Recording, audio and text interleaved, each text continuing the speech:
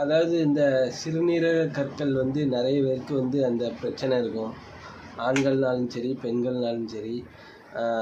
அந்த அந்த வலி வரும்போது வந்து இடுப்பில் ஒரு வலி வரும் பாருங்க, எப்பா அதெல்லாம் மறக்கவே முடியாது. 2வது வந்து இந்த மாதிரி வந்து அதிகமாக வந்து யாருக்கு தெரியுமா வருது சிறுநீரக கற்கள் உருவாகுது? எங்களை மாதிரி பெயிண்டர், அப்புறம் கொத்தனார் வேலை பார்க்குறவங்க, எலக்ட்ரிஷியன், இவங்களுக்கு தான் ரொம்ப பாதிக்கு. இவங்களுக்கு அதை மாதிரி ரொம்ப அது வந்து உடம்ப வந்து பாதித்து சிறுநீரகத்தையே இழக்கக்கூடிய அளவுக்கு வந்து உருவாகிரும். அதனால் என்ன பண்ணணும் தெரியுமா? வேறு ஒன்றும் வேண்டாம்.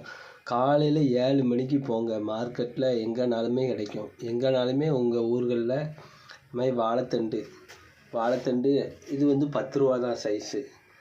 இந்த மாதிரி வாழைத்தண்டை எடுத்துக்கோங்க.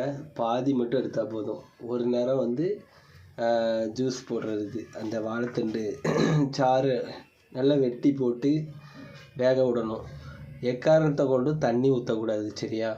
வாழைத்தண்டை வந்து நல்லா வெட்டி போட்டு அது கூடவே இங்கே பாருங்கள், பெருஞ்சீரகம் எடுத்து வச்சுருக்கோம் பாருங்கள். கடைகளில் வந்து சோம்புன்னு கிடைக்கும். பெருஞ்சீரகம்னு சொல்லலாம், சோம்புன்னு சொல்லலாம். இது ரெண்டையும் நல்லா வெட்டி போட்டு நல்லா ஒரு கிளாஸ் 50 மில்லி கூட எடுத்தாலும் போதும். ரொம்ப அதிகமாக குடிக்கணும்னு இல்லை, 50 மில்லி எடுத்து ஒரு கிளாஸ் காலையில், ஒரு கிளாஸ் நைட்டு ஒரு கிளாஸ் குடிச்சிட்டு படுங்க. ஒன்றுமே செய்யாது. சிறுநீரக கற்கள் வந்து அப்படியே கரைஞ்சிரும்.